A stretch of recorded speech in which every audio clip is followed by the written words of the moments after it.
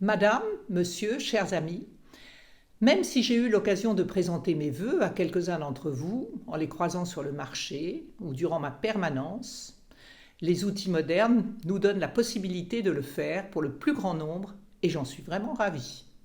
Alors, à toutes et à tous, je souhaite une très bonne année 2024.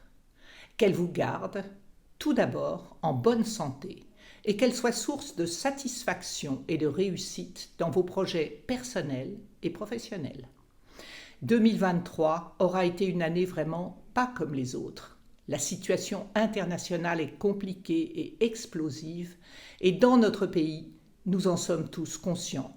Les difficultés se multiplient et rendent la tâche des élus locaux de plus en plus périlleuse, notamment en matière de finances locales.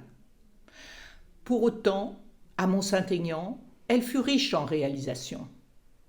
J'ai la fierté de pouvoir vous dire qu'alors que nous sommes à mi-mandat, nous avons réalisé plus de 55% des actions qui figuraient dans le projet de mandature que nous vous avions proposé à l'occasion de la campagne électorale de 2020. Il est temps pour moi d'évoquer quelques projets phares dont la réalisation a ponctué cette année. Ce n'est bien évidemment pas une liste exhaustive, mais plutôt un choix personnel. Je veux bien évidemment et tout d'abord évoquer les travaux importants dont a bénéficié notre centre aquatique Eurocéane.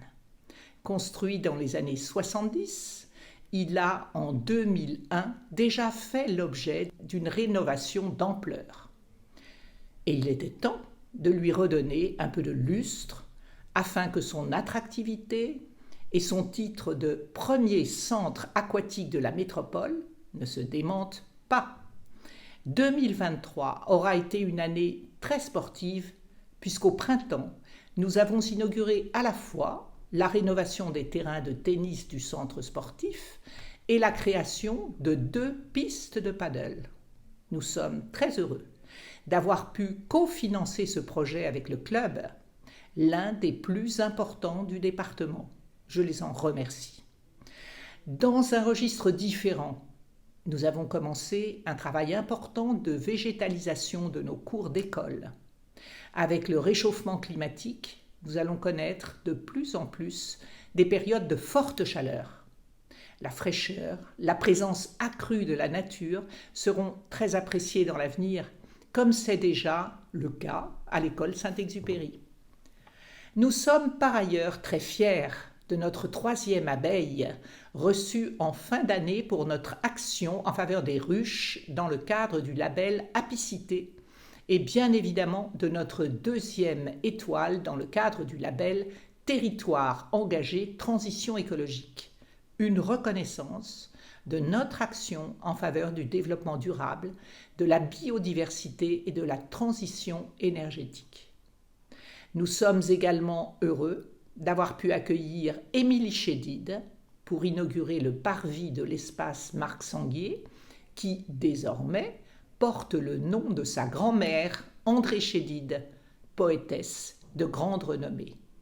Par ailleurs, le service culturel a proposé tout au long de l'année une programmation de spectacles de grande qualité et vous avez été nombreux à y assister. Tenir nos engagements est le leitmotiv de l'action de l'équipe que j'anime depuis presque 10 ans. Je tiens d'ailleurs aujourd'hui à remercier les élus qui m'accompagnent.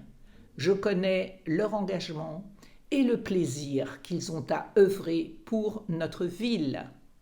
Aimer toujours et encore Mont-Saint-Aignan était notre slogan de campagne, c'est depuis notre motivation au quotidien. Voilà en quelques mots le message que je souhaite au nom de toute l'équipe vous délivrer.